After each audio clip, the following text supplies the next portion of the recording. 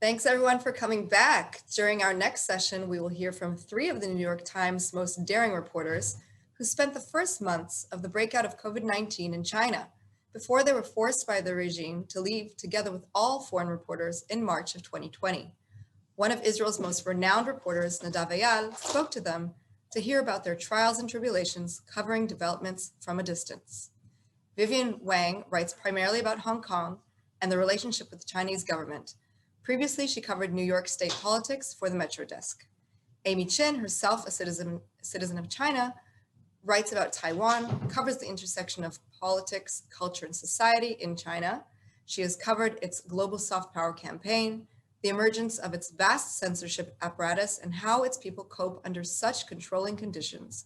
She was based in Beijing, and her reporting took her from the front lines of the coronavirus epidemic in Wuhan to the anti-government protests in Hong Kong. In 2020, she was one of the Times finalists for the Pulitzer Prize for exposing China's crackdown on Muslim minorities. And lastly, Chris Buckley is chief China correspondent and lived in China for most of the past 30 years after growing up in Sydney, Australia. Before joining the Times in 2012, he was correspondent in Beijing for Reuters. He covers Chinese politics, social and environmental issues, and lately, the Xinjiang region in Western China. The Chinese government has had eyes on Buckley for years, with articles against him being published in state-affiliated media. Nadav Eyal is a senior analyst and columnist for Israel's Yediot Ahronot and a pundit for Channel 10 News, where he previously ran the foreign news desk. Before this, he was formerly a political reporter and European correspondent for Ma'ariv Daily. Nadav is the winner of the Sokolov Prize, Israel's most prestigious journalism award, and was named one of the 100 most influential people in the media for 2011 by the Israeli business magazine Globes. Here's what they had to say. Thank you, Talia. And we are so extremely lucky today to have with us, probably on 3 different time zones, some of the New York Times finest reporters on China and all issues Chinese. This is a freedom of press conference, and all 3 have been covering China for years. 2 of them, Amy Chin and Chris Buckley, have been expelled or have their visas not extended in China in the last year or so, in a crackdown that still to some extent continues against the presence of foreign media. And we are probably seeing now the lowest numbers of foreign journalists in China in recent decades. All 3 aggressively report about developments in China from their respective locations. They have covered the country before, during, and after the pandemic, and they have provided readers across the globe with unique insights on a superpower rising. Vivian Wang is a China correspondent, writes primarily about Hong Kong and their relationship with the Beijing government. Chris Buckley is the chief China correspondent for the New York Times, been covering China for much more than 20 years now, one of the most knowledgeable journalists about the country, covers Chinese politics and social and environmental issues. Chris, you had lately a list of stories about Xinjiang region in China. Amy Chin writes about Taiwan, covers the intersection of culture, politics, and society in China. And I should say that the Times maintains bureaus in Beijing and in Shanghai, and says that it is hopeful that the Chinese government will allow all reporters to return. And we say that, of course, too. And there are also reporters expelled from the Wall Street Journal and the Washington Post. I want to start off with a general question and invite you all to sort of barge in, maybe start with you, Amy. What did COVID-19 do to China? Did it strengthen xenophobe, authoritarian trends? Did it sort of enhance those? Is it a story of a national victory? Is it a theme of a narrative of the superpower doing what other very strong countries like the US could not do? What's the take home for not only for the party, but even looking from aside? So let's start with you, Amy, and then afterwards, Chris and Vivian. Thank you so much. It's so nice to be with you all today. It's a really great question. And I think, we're still in the middle of the pandemic. So it's really a shifting narrative. When we were covering the story, one day in when we had heard about the lockdown in Wuhan, we knew that it was going to be a big story in China. And 3 weeks in the middle of February, it looked like this was going to be, possibly the fall of Xi Jinping. It looked like, the Communist Party was getting a lot of criticism for how it handled the pandemic. It was really bad in Wuhan. It was bad across China, and we hadn't yet, the virus hadn't yet spread to other countries. And then a few months in, it was a vastly different picture. We saw that China actually was able to get the coronavirus under control, whereas all these other countries were totally bungling their response to it. And so I would say, we're a year and about 3 months into this pandemic now. I think, at least from this vantage point, and of course, who's to know what's going to happen in the future, it does look like it's been a victory of sorts, or at least the Communist Party has really been able to kind of, use its success in controlling the virus, and at the same time look at how everyone else has been sort of not been able to control the virus at all, to kind of show its citizens, like, look, our top-down centralized model is better than this, democratic model that you're seeing in the United States that you've worshipped for so long. So I do think that it is a victory of sorts, but who's to know what's going to happen? Chris? Yeah, I think Amy covers it very well. For those first couple of months in 2020, there was a lot of anger within China, and certainly in Wuhan, the epicenter of the outbreak, against the government. And clearly that was very uncomfortable for Xi Jinping. It is true that the pandemic is far from over, but I think the Chinese Communist Party has already given its conclusion that its experience of last year vindicates its model of top-down control. And what you see repeated again and again in speeches from Xi Jinping and other leaders is this confidence that China has demonstrated its institutional superiority by overcoming the pandemic so quickly and effectively. Now, of course, we can point to democratic exceptions, countries and parts of the world that have done exceptionally well without the kind of draconian controls that were exercised in China. There's South Korea, New Zealand, Taiwan, and so on. Even so, I think if you look at continental size great powers, the United States, the big countries of Western Europe, Russia, India, the Chinese leadership can make a case to its people now that no other leadership of a large power has done so successfully.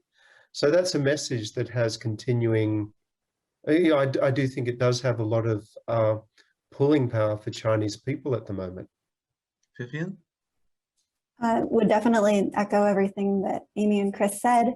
And I would just add that the speed with which the tide of public opinion in China turned back in favor of the government after the initial public anger was really quite astonishing. I think it was March or April of last year, I was working with a colleague on a story about how this seemed to be a moment of awakening for people in China, especially young people who were suddenly taking to social media to express anger and political engagement. And we would reach out to people who had just posted something angry on social media a few weeks ago. And, by the time that we spoke to them, they were like, no, I've changed my mind, and by the time that we published the story, I frankly felt it was a little bit outdated. So it was pretty astonishing to see how quickly that happened. I want to ask you, Chris, about your experiences because they're rather unusual. You traveled to Wuhan right at the beginning of the lockdown. You were there, if I'm not mistaken, on the first day of lockdown. And then while covering from there, you had your visa not extended, so you could not continue on reporting. You could only observe, which is always, a delicate situation for a journalist. Not to say even, you don't know what to do with all this stuff that you're sort of gathering, and you want it out. I would sort of guess you found your ways, but I want to ask you about your experiences there as a journalist. about how open people were with you during this trauma, which at the time we thought this is a singular Chinese and specifically Wuhan trauma. It's a question that brings back lots of memories and brings back some, memories that show my sort of short-sightedness in the early period of the outbreak. I did go to Wuhan on the morning of January 23, I guess the shutdown was. But I went there with this expectation that the outbreak would last perhaps a week, 2 weeks, 3 weeks, and it would be a serious problem, a crisis for Wuhan, a serious problem for China's leadership. But in the back of my mind then, I'd never imagined that this coronavirus would spread so quickly across the rest of the world. So I went there not complacent, but never imagining that it would grip the entire planet in the way that it had. And to be there in those first few weeks was really, and Amy joined us in Wuhan shortly afterward as well. So she can speak to this as well. I think one of the things that I discovered early on is that people there were going through this extraordinary flux of emotions, and there was a lot of anger. And it was anger, surprisingly enough, I always felt that some of the most angriest comments seemed to come from people who were officials in the Wuhan government. You would go to a clinic or a hospital and be talking to people outside, and the ones who would speak, sometimes off the record, but speak most emotionally about what had gone wrong, would be government officials who had some idea about how government worked and what the missteps were. And that kind of anger was reflected among a lot of people in the city. But even then, in the early days, I always thought that the anger was balanced or accompanied at least by other emotions as well. Like people would often say that, yes, we do want some sort of reckoning with the mistakes that let the virus spread. But for now, during this period of emergency, we also have to work with the government. We have to obey these rules. Now's not the time to focus on protests. It's simply to get through this emergency. And at the time, that sounded like people may have been perhaps blunting their message because they were speaking to a foreign reporter. Mm. But I do think looking afterward, I think we've seen so many other parts of the world that have gone through this period of crisis, and there's emotions in which you can feel anger at the incompetence of our officials, but also a kind of helplessness or a need to be part of this collective effort to get through a crisis. So looking back, I do think a lot of people were feeling this flux of emotions then. And I think what I and other reporters there, and then Amy as well, were trying to do is try to fairly reflect what was happening in the city. Both the serious problems with access to medical care, with access to medical equipment, but also the sort of extraordinary mobilization that went on there to lock people in their homes, to lock down communities that, as we've subsequently seen, managed to slow and then stop the spread of the virus more effectively than we've seen in many other parts of the world. That's a great point, because one of the questions I wanted to ask, actually all three of you, is to what extent this pandemic sort of teach China, or maybe enhance the argument that now we have learned all that we can learn from the West, that we have achieved what we can do, and now we don't need, I remember reading a Chinese Communist Party official talking about that correspondence that the Chinese emperor had at the time, a famous story all three of you know, in which he says, we don't need your shipments of goods. We don't need anything from the West. Yeah, and he's writing, that Chinese political, Communist Party official, he's writing what a mistake it was. So it was very much something that lived within the Communist Party. To what extent, maybe because the Trump administration poisoned the conversation with incitement, with racial slurs like Kung Flu and others, to what extent that this story means that China is saying, no, we're grown-ups right now. We don't need to learn from the West. We can actually do it much, much more better. Can we start with you, Amy, and then Vivian? That's a good question. I would say that there's definitely a sense of looking inward, and that there was a sort of for a long time, this, as you said, this sort of line that that the Chinese government took, that, you know, we are growing, we're in this development stage, we still have a lot to learn from other places. Democracy, you know, China's just not ready for it, but it was always sort of held out as a possible something to, you know, work towards in the future. And I do think that now you see a sort of changing in the sort of feeling of how the Chinese government feels about its place in the world right now. And it's not really this, as you mentioned, you know, part of it is, it's not all on China's being done at its own volition. Like, I think that part of it is just a reaction to how other countries are treating China right now. And there is this almost sense of girding itself for possibly being kind of cut off in the future. And you see that when they're talking about, you know, food supplies and, you know, being able to create its own semiconductor chips. And I think that part of that is, as you said, sort of driven about this kind of confidence in themselves, but also it's sort of kind of taking a temperature of the global environment right now, and knowing that in the future, you know, this kind of, you know, very kind of interconnected, globalized world in which they've been able to thrive so far might not stay the same. Vivian, I want to ask you this, and specifically when I read your stories about Hong Kong, and about the way, maybe I'm asking, I don't know, that the Chinese government is using the fact that we're all very focused on the pandemic in the last year or so to do stuff that in other periods of time would be seen, you know, as breaking all the rules, internally and otherwise. And we'll talk maybe as we go along about Xinjiang and other elements.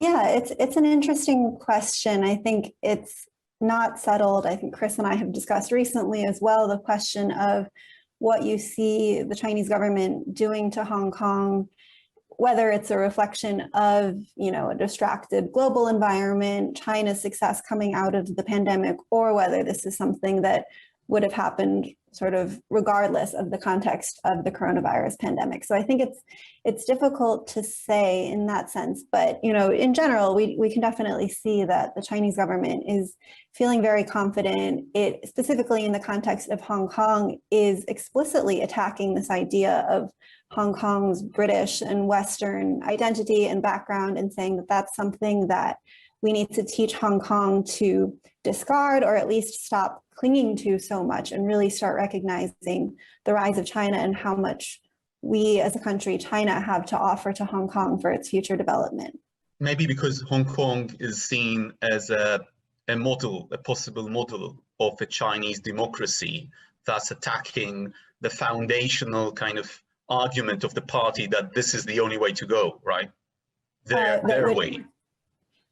I think they definitely see Hong Kong as a potential sort of launching pad, I guess, for Western governments and other governments to attack the Chinese model. And so any sort of undermining that they can do of the idea that Hong Kong's Western roots have made it stronger are certainly something that the Chinese government would want to emphasize. Chris and Amy, I want to ask you about the experience of being journalist in China, which is not a democracy, so it's challenging anyway. And then having to leave China. And as I mentioned at the beginning, this is a crackdown that began over a year ago and is to an extent continuing. And Chris, you lived in China many years. I think it would be fair to say the majority of the last 25 years.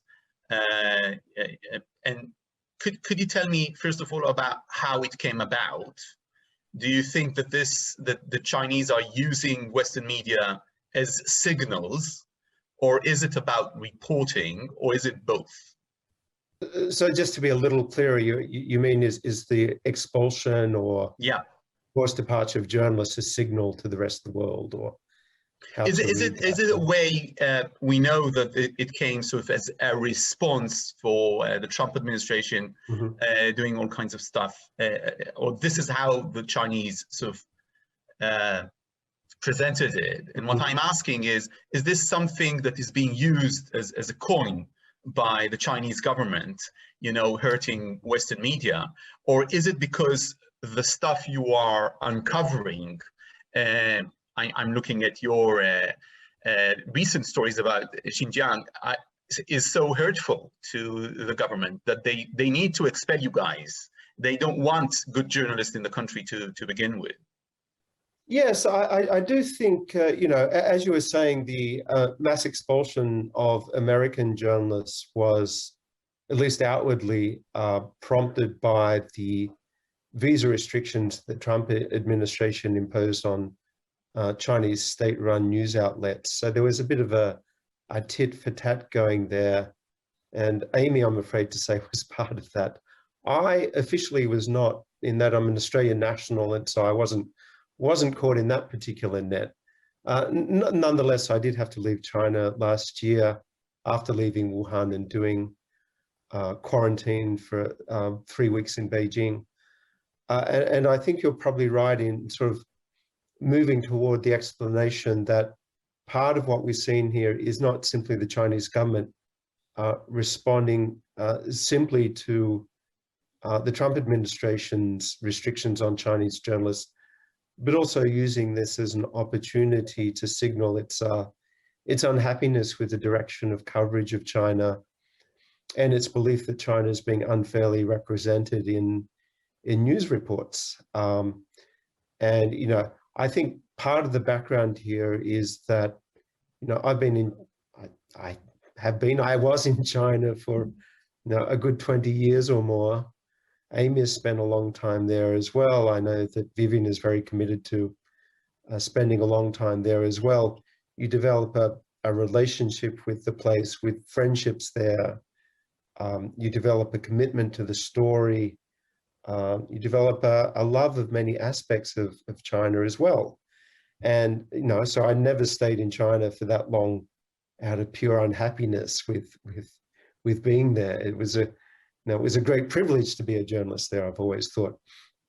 But nonetheless, especially in the past few years, being a journalist has almost inevitably involved coming more directly up against these contentious changes that have been happening in China, particularly over the past decade, as the Chinese government has become more centralizing, in many ways much more controlling, and as we've seen in Xinjiang region, you know, much more draconian in how it treats parts of the Chinese population. You know, our job as journalists has been to report on that, and I hope fairly and objectively and impartially, but that was the job. So almost inevitably, I felt it was making reporting in China more contentious. It was making our relationships with the Chinese government and officials more difficult as well. In the end, though, our job was to report the story. And I do think that, you know, after a lot of contentious reporting on Xinjiang and Hong Kong throughout 2018 and 2019, you know, I do think if people look back and looked at our coverage of Wuhan and the coronavirus as well, I think they would see that we were all very committed to reporting all aspects of what was happening in China. And we weren't simply there to report the stories that, you know, the Chinese government might regard as negative or prejudiced, but also to report, you know, the immense sacrifices and suffering that people in Wuhan and China went through during those first months of the COVID outbreak, and to report fairly on every aspect of the government's subsequent success in overcoming the pandemic as well. So, you know, I can understand where the Chinese government is coming from when it makes those criticisms. These are contentious issues, but I never saw my job as simply reporting on one side of what was happening in China. Amy, could you maybe elaborate also about maintaining sources within China whilst you're not there? I guess most of the people seeing this, most of the journalists seeing this, have never covered a country that is not a democracy, at least not a formal democracy. So it's hard anyway when you're there. Maybe even harder when you're there rather than when you are out. I don't know. I'm asking just about your thoughts about these days. There are definitely challenges to being on the ground in China, but I would say that by far being there outweighs not being there. I mean, we all have the privilege, as we've been talking about journalism and what sort of motivated them to expel Western journalists. I can't help but think about a subject that Vivian has covered a lot in the last year, which is how they've treated their citizen journalists, the Chinese local journalists, and also the sort of choking of local Chinese media as well. We saw several citizen journalists who were covering Wuhan from up close get jailed and even, prison sentences. So I think it's very clear that they do not want this sort of critical media, anything that might be critical of them, whether it's from a Western journalist or from a internal, Chinese journalist. I think that maintaining, and sort of to that end, the Chinese government has done a very great job of sort of instilling this kind of wariness or distrust among society, especially of Western foreign journalists, to the point where, it is very difficult, I think, to talk to people on the record. People who used to talk, maybe on background will only talk off the record, and people who used to talk off the record to you don't pick up your calls now at all. And on top of that, of course, there is, something that a lot of people have written about, which is the kind of tech surveillance aspect of it. China, of course, has the Great Firewall. We've all heard of that. But, the chat messaging app that most people use in China, WeChat, is heavily, heavily monitored, which makes it almost impossible to have any kind of remotely sensitive conversation on that, which as a result now, for Chris and I being outside of China, it's something that you have to weigh a lot. How can I reach a source securely? How can I talk to them? What can I talk to them about? If on WeChat, I think I tried to post some dog photos on WeChat the other day and they got blocked automatically. So, everything now is just sort of, there is a kind of chill. And I think as a result, looking kind of from the outside and kind of peering over the wall, I think it's just much more difficult. I think it definitely changes the kind of stories that we're writing.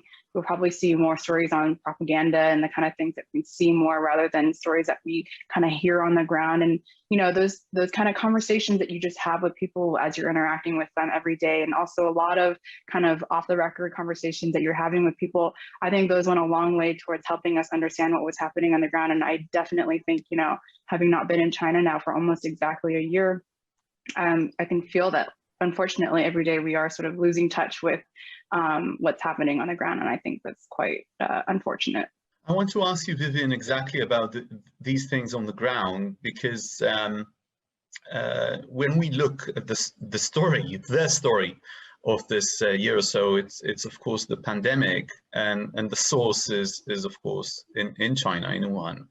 And I want to ask you, will we ever know the extent of exactly how it happened? We've been hearing, we had the WHO report, we've been hearing sort of a trend of reporting saying maybe it was a lab leak.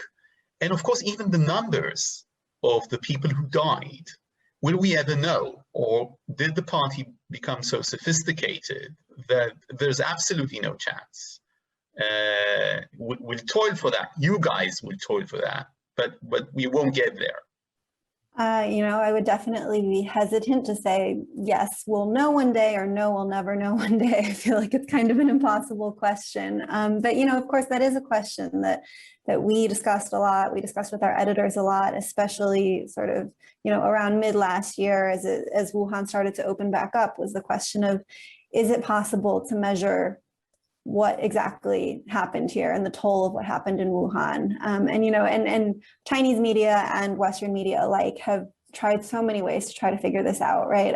Caixin did a piece about how there were just lines of people at one particular funeral home trying to collect urns and collect ashes after the lockdown was lifted a little bit. And they were trying to do the calculations of, okay, if you have this many people at one funeral home, what does it mean for the entire death toll? And I think the short answer is it's really the death toll. It's going to be really, really hard, certainly for us as Western media, to get an accurate count.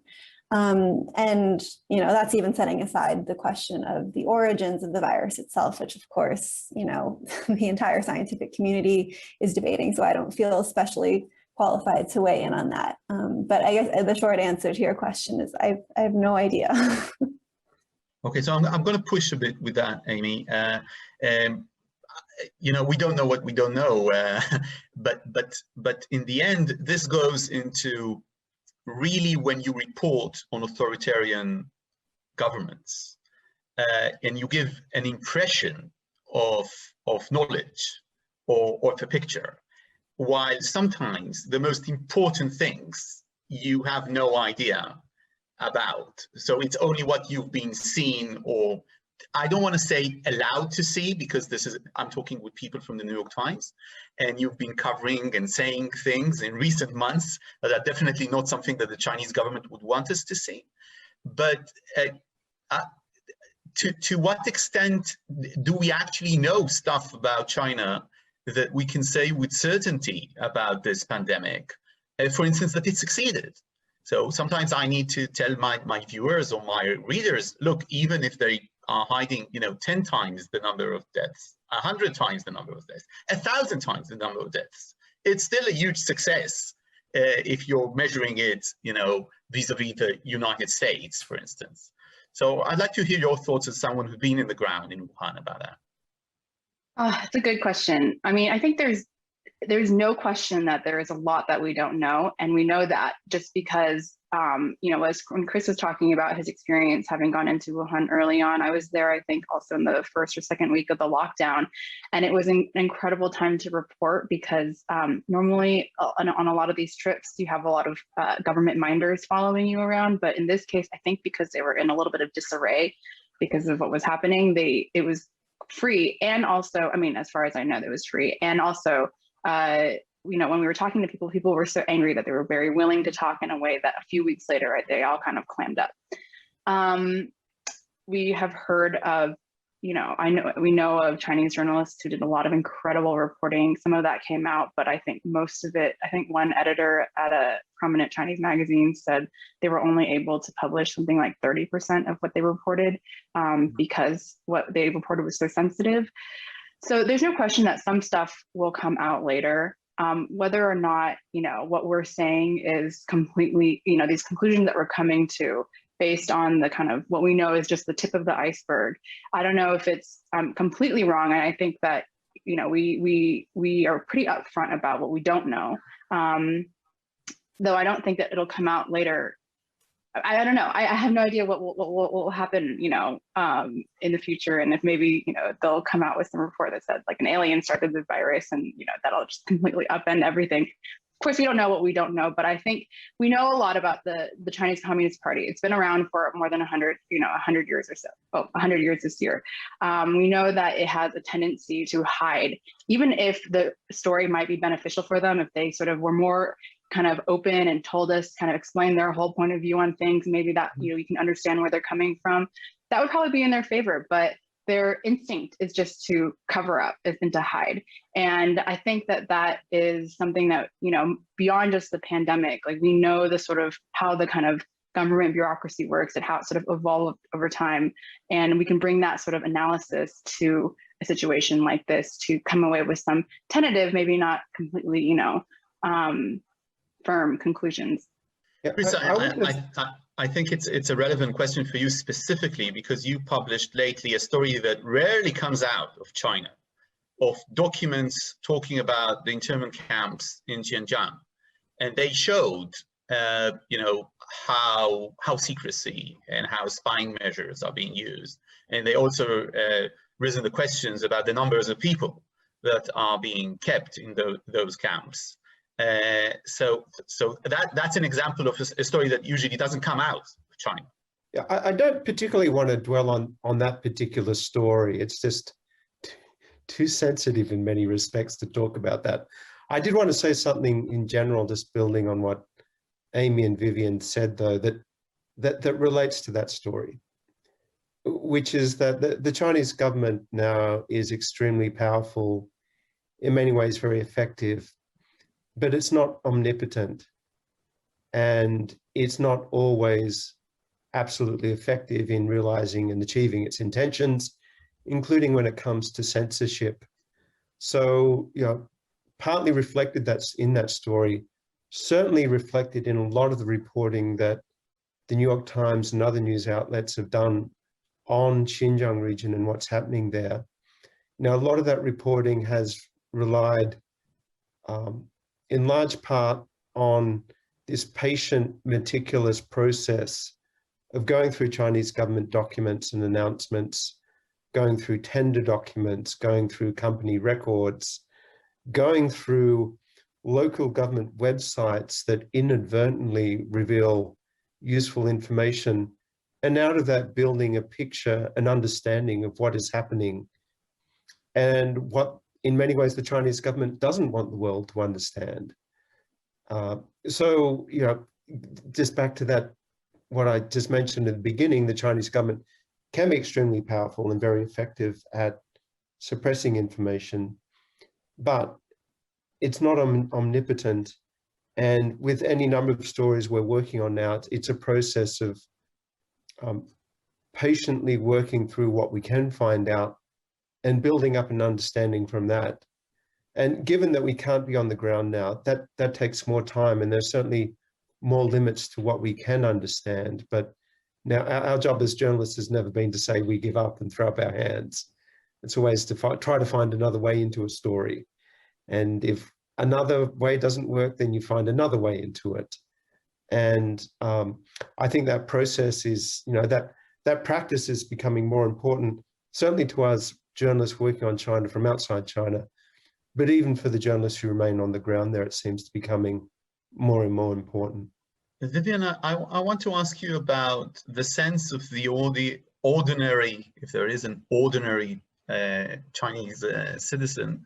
Does he feel, does he have a specific sentiment towards the country sort of being closing or shutting down to an extent to the West? Does he even sense that? Is it something that only we in the West sense, and he does not?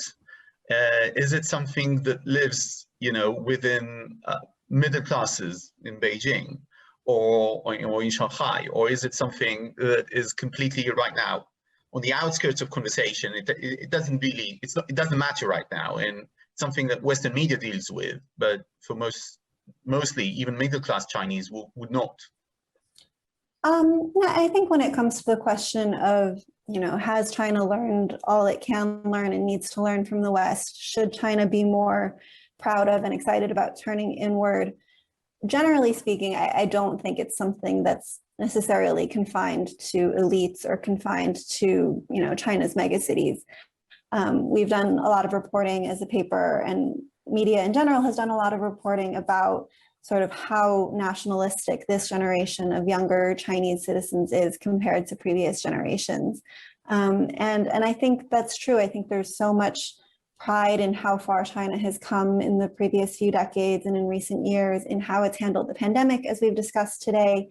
And also, whether it's entirely organic or whether some of it is encouraged, of course, by the censorship and by the propaganda, you do see a lot of sort of homegrown sentiment that is turning against the West and very much towards China. So, in recent weeks, there had been a lot of public anger towards brands that had said that they were going to stop using Xinjiang cotton, like Nike, like Adidas. And while some of that was set off by, Communist Party propaganda outlets on social media, our colleagues have reported on how a lot of it did seem to be organic after that point. And so it's sort of hard to disentangle, of course, in China, the roots of public opinion, as it is really in any country. But I think it is fair to say that this is something that people, again, the average Chinese person, although that of course doesn't exist, I think it's something that they are aware of and are thinking about and potentially could be excited about. I want to ask you, Chris, about the most important person in this story, which is President Xi, who is President Xi.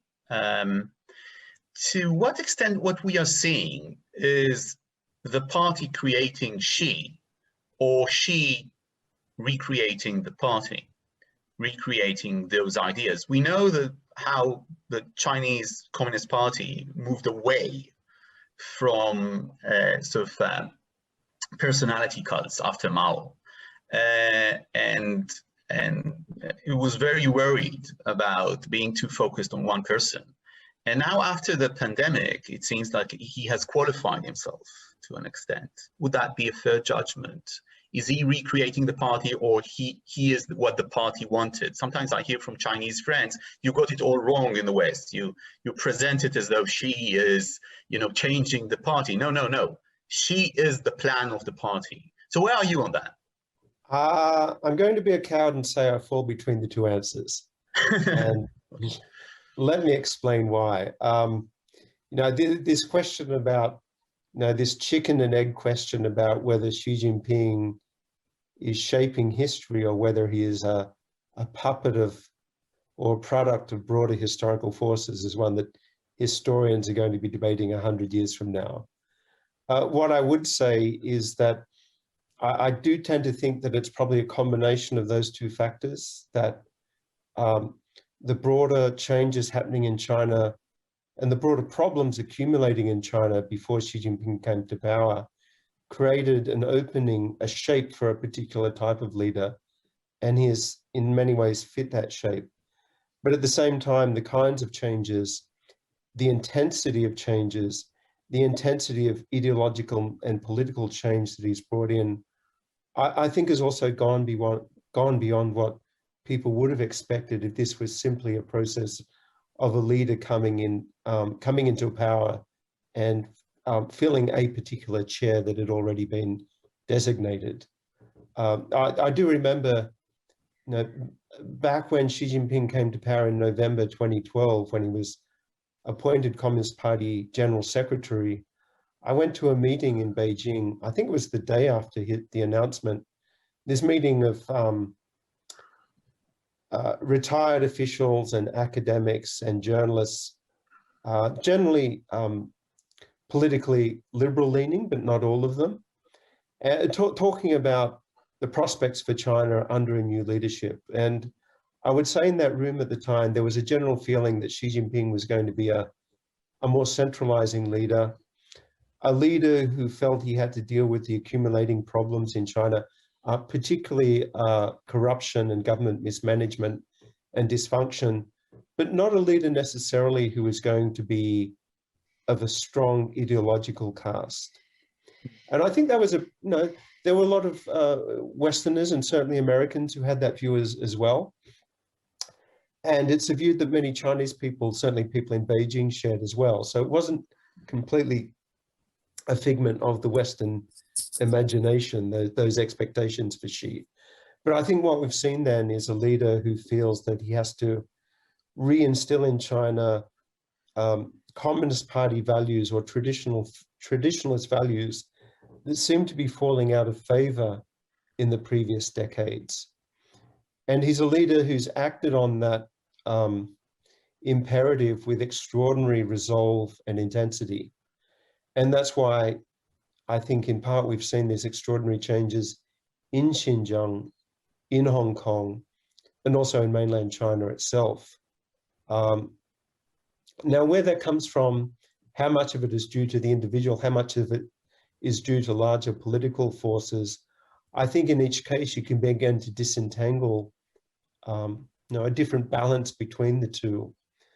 But I do think it's generally true, once Xi Jinping was installed in power, once he achieved this domination of the Chinese political elite, a lot of what we are seeing now does ultimately reflect his particular imperatives, his particular vision of where China should be headed. That may be a vision that many members of the Chinese political elite and many members of the Chinese public at large ultimately share, but it's not as if they're the ones who get to decide on it in the end. I think perhaps much more so than even, say, 5 or 8 years ago, the Chinese decision-making now is much more centralized around a particular leader, of course, Xi Jinping. And so again, just to arrive at an answer to your question, I think you can see that the particular circumstances allowed Xi Jinping to seize, to seize the particular opportunities of the moment that were there in 2012. But the way he's used them, I think, has been particularly distinct and very bound up with who he is as an individual leader. I want to follow up on this with you. I have a friend from China, and one day I told him something like, he's the strongest leader that China had. I use the term strongest since Mao. And he said, oh, no, he's much stronger than Mao. And I said, why? And he said, because Mao didn't know what everybody was thinking all the time. And I want to ask you about surveillance and about the way that surveillance, because this is a global question. What we're seeing in China now is going to be really important for the world. We have never seen a society in such a heavy surveillance, social crediting. This is not something that we've seen in history. Do you think that this changes the nature of politics, even politics in an authoritarian regime, even the Chinese conversation, the traditional Chinese conversation? Is this something that we can start seeing, oh, this leads to that within society, stuff that we have never seen before, even when, during the Cultural Revolution, not necessarily more violent, not more aggressive, but just different? That's a very big and very important question. I'll try a very brief partial answer, but Vivian and Amy have done a lot more work on these questions of surveillance and censorship than I have certainly lately. So I'll just keep it to a few brief remarks. I do think certainly not merely technological surveillance as such, but also people's assumption that it's happening all the time. And even when Chinese technology may not have reached the point where it is all pervasive and so perfect that it can follow every conversation or every message or every discussion within a home, I think there is a sense now that people feel that it might be able to, and that any comments that they make, certainly outside the family, could get them into more trouble than before. Now, that doesn't mean, at least from my memories of Beijing before I had to leave, that you still don't have very candid and critical conversations in Beijing or other parts of China.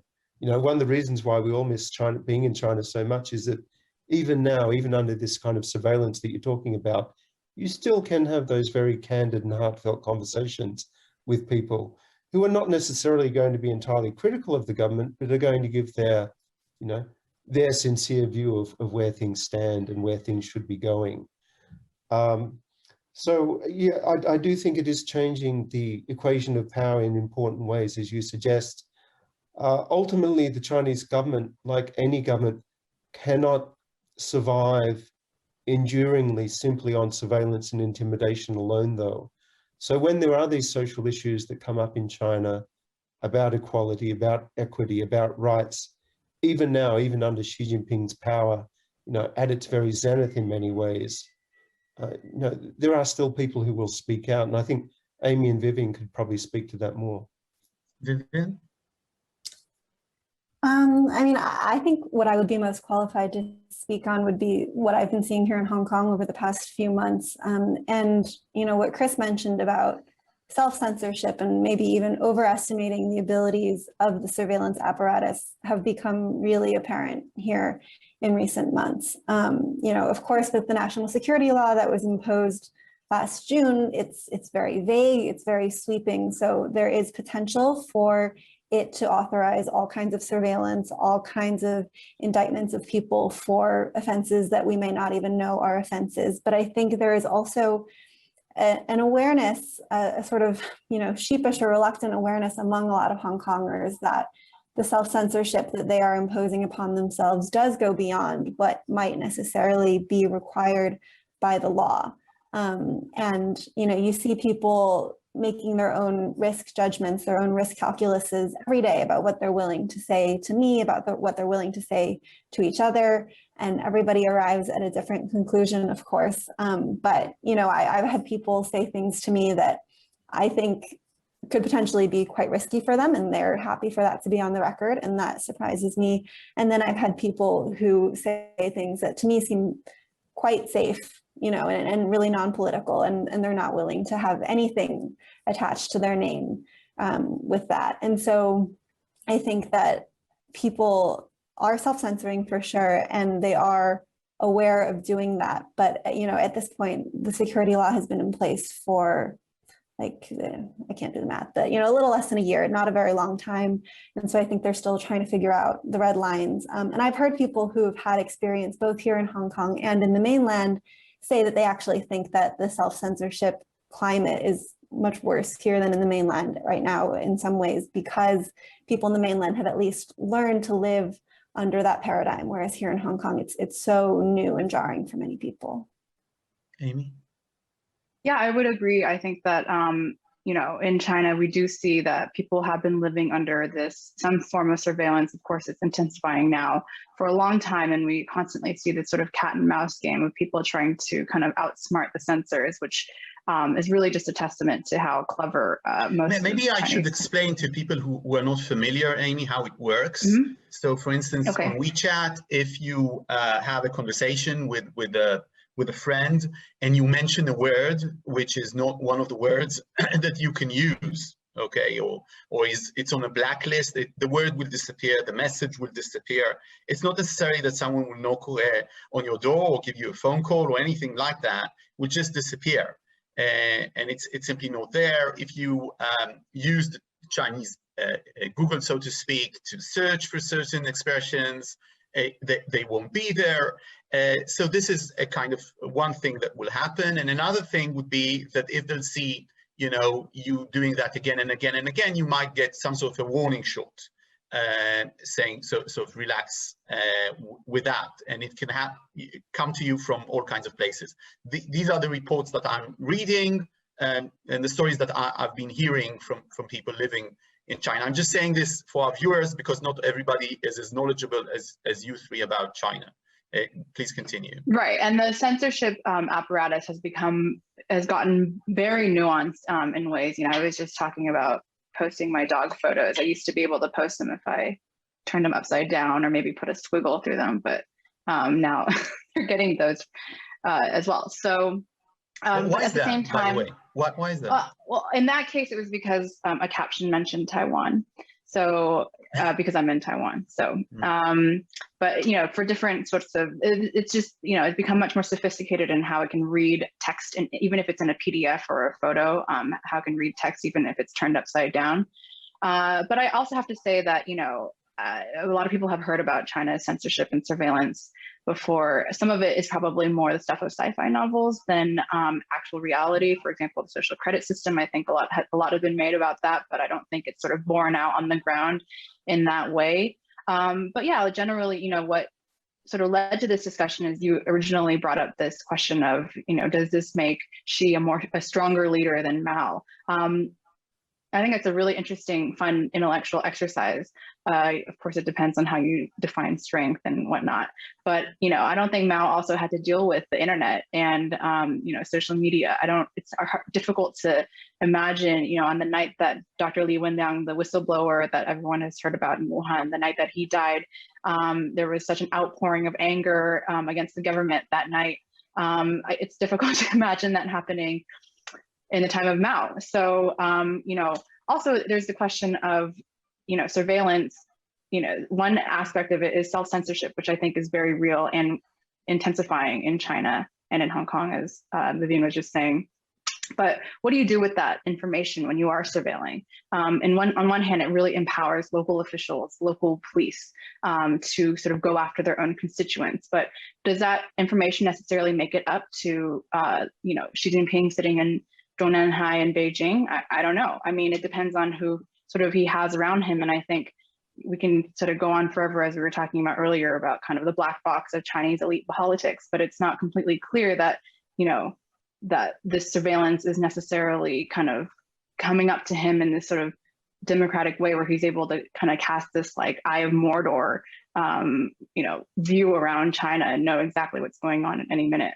I want to follow up with you, Amy, because you're in Taiwan, and we've seen regional tensions rising, and we're also seeing the US becoming, and it's actually a continuation of something that Obama said at the time about being the first Pacific president, and it seems that the Biden administration in that sense, like in many other ways, is sort of continuing this thing, and the invitation of the Chinese prime minister, the Japanese prime minister to the White House. To what extent is the pandemic a watershed moment in the relations between the US specifically, not the West, and learning from the West, but the US specifically and China? And to what extent are we sort of slowly continuing our march into a hypertension in the region between those countries who will not have a Chinese dominance, whether it's Taiwan or Japan or other countries? I'm saying in the region, though it's Asia, it's very far away, but do you think that what we're seeing is an escalation in the process?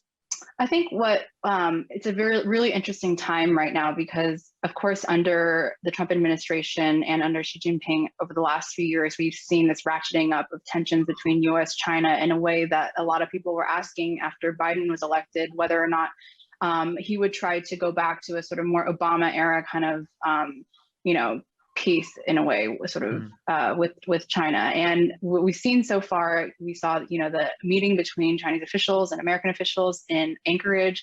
That was very testy from what we saw. And certainly I think what we're seeing now is kind of all sides trying to kind of puff up their chests and make their positions known. In China's case, especially on the Taiwan issue, it's always been, one of the first things that they sort of make their diplomatic partners acknowledge that there is this one China policy and their stance on Taiwan.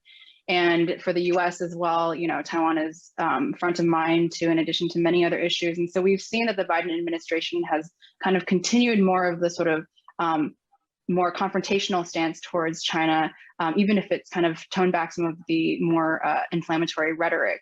And whether or not that will lead to a confrontation, I guess, is something that a lot of people are asking right now. Just from my seat in Taiwan, I would say that people in Taiwan have been living under this threat of Beijing for 70 years. And so there's not any kind of immediate sort of concern. In fact, there's actually a lot of talk, though, about, about Israel. Actually, a lot of people bring Israel up and kind of wonder, why hasn't Taiwan militarized in the same way, sort of built this kind of sense of immediate threat among its public in the way that you would see in Israel. Of course, the situations are very different. But yeah, I don't think that there's a sense that there will be any kind of immediate confrontation, though, of course, we do see generally increase in military activities, which of course always raises the risk of some kind of accident happening, which is oftentimes how these things sort of get set off. But it's something that I think everyone is watching very closely right now. Okay, so in this regard, Vivian, I want to ask you about the de-dollarization and the story that we might be missing, maybe the biggest story that we're missing right now, the Chinese digital coin, the idea of I don't want to say a crypto coin because it's not exactly crypto technology, right? It's controlled by the government. Is it possible that the Chinese are really heading to de-dollarization? That this is their real aim? That this concept that they need the dollar strong too is sort of something they want to get rid of in a couple of years? So I have to confess, I know almost nothing about this topic. So if Chris or Amy do, feel free to jump in. Okay, so Chris, I'm gonna hand it over to you. Would you take it? I would recuse myself as well. Okay. So it's there's a great deal of excitement about digital currencies in China. Ultimately, they're going to be an accompaniment to the yuan currency. The fact is, across the world, in every currency, electronic transfers are a part of how the economy works. So they're a sort of adjunct to that. I think in general, I think what you're working toward is this broader phenomenon that we're seeing, which is the Chinese government promoting this idea, not of decoupling from the world, but of creating more capacity in China so that China is less dependent on the rest of the world, and certainly the United States, for technology, for consumer markets and for credit. And, you know, that's the trend that comes back to digital currency, but also includes a lot of other changes as well. In particular, we're likely to see a big push on technological innovation, and whether China can succeed in that, whether it can sort of claim a place on the sort of commanding heights of some of these core technologies, such as semiconductors, is really going to be very important in establishing the balance of power in the next decade or two. So you've been very generous with your time. I'm going to ask you one last question to all three of you. It's going to be kind of a TV journalism question, so forgive me for this. But what's the single most thing, the single thing that people get wrong about China? That people constantly get wrong about China. And Chris, you're going to begin, and then Vivian and Amy, you will have to think about something different. Okay, no, as shorthand, when we talk about China, we often talk about China doing this in the world, or China's policy toward the United States, you know, China's intention toward the Western world, or what China thinks. But of course, you know, although that can be a useful journalistic shorthand sometimes, and we're perhaps all guilty of using it at certain points, you know, the fact is that even in China now, even in a highly centralized system such as we see under Xi Jinping, it's a very complicated place in which there are different players, different interests, sometimes rival interests. And, you know, although I think it's generally true that many Chinese people support many policies of the government, it's not true that there's a perfect overlap between public opinion and what Xi Jinping wants and what the Communist Party wants. So I was sort of reminded of that in the discussion that we had just before this about censorship and control and surveillance. And Dr. Vivian Wang, the doctor in Wuhan who tried to warn his colleagues about this virus that he knew was spreading in hospitals then. And, you know, we have to remember that the reason he got into trouble was simply sharing, you know, what should have been information that should have been shared among medical professionals, that there was this novel coronavirus that had been found in lab tests for certain patients, and it could be dangerous. And there were certain resemblances to the SARS coronavirus that spread and caused the China in 2003. Now, the reason why so many Chinese people were angered by, you know, his punishment and then his death is because he was an example to many people of the costs of censorship and excessive control. So even now, you know, we've been talking so much about the power of Xi Jinping, there is a reservoir of sentiment there that says, yes, even if we don't want to follow everything in the West or become a liberal democracy, we do want to speak out sometimes, and we do want to know what's going on. And we do certainly want to know if there's a potentially deadly virus spreading among us. And if the habits of power in China discourage that, then ultimately, you know, the Chinese public is going to speak out against it too. Amy? So many things I could say, but I think generally that I would just, you know, there's so much talk these days about democracy versus authoritarianism, and I think that binary, while important, sort of shields or kind of covers another aspect that has become very important over the last year, especially during the pandemic, which is the idea of governance. And we always sort of, this is always kind of in the background of our stories, and kind of like a write-off line. And I'm sure the Chinese government would love for us to write about this more often, which is just that and at the end of the day, conditions and livelihood in China has improved vastly over the last few generations. And we've seen that, you know, from one generation to the next, the material kind of lifestyle has improved by a lot. So when people ask, you know, how could one live under that kind of regime? I mean, some people in China ask, like, how could you live in America where there's mass shootings every day? So I think, you know, at the same time in China, you know, there are trade-offs that people make. And I think that they understand that there are sorts of, drawbacks to their government. They're not blind to it, but that in some cases they don't have a choice, and in many cases, their lot is oftentimes better than the lot that their parents were in. And whether that's that's going to stay the same is, I think, a big challenge for the Chinese Communist Party, and we're already seeing economic slowdown and whatnot. But I do think that that's important context for people who are outside of China to keep in mind. Vivian? This is a perhaps small semantic thing, but it's something I've actually thought about a fair amount since getting to Hong Kong last year. So I'm still relatively new to reporting on this part of the world, but I've just constantly been reminded of the dangers of imposing a sort of Western and specifically American political vocabulary on ideology here. So, because China is a communist state, a communist government, you will often find people such as activists here in Hong Kong who really oppose the Chinese government, who will describe themselves as fervently right-wing, which has a very different implication in the United States than it might here, because I think a lot of people would not associate people who describe themselves as fervently right-wing with those who would also describe themselves as fervently, say, pro-democracy here in Hong Kong. But it's because of the political spectrum of seeing themselves as just diametrically opposed to the Communist Party, which of course on the ideological spectrum is very far left. So I think just, I've constantly been reminding myself even just the dangers of imposing political vocabulary from my home country of the United States on whatever the dialogue might be here. Thank you so much. I want to thank all three of you. It was, I think, tremendous discussion, and we really have been so lucky for you to be so generous with your time.